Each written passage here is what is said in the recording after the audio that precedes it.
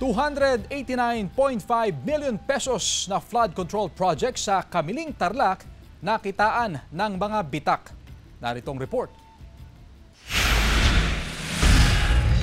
Ito ang pinakamahal na flood control project sa Pilipinas, ang Kamiling Agno River Floodway Phase 3 sa Kamiling, Tarlac na nagkakahalagang 289.5 million pesos. Nagkatulong daw ito noong sunod-sunod ang bagyo at habagat noong nakaraang buwan. Pero kapuna-puna na mayroon na itong mga bitak. Sabi ng DPWH, nagkakarak ang semento kapag mainit ang panahon. Madali lang daw itong ayusin.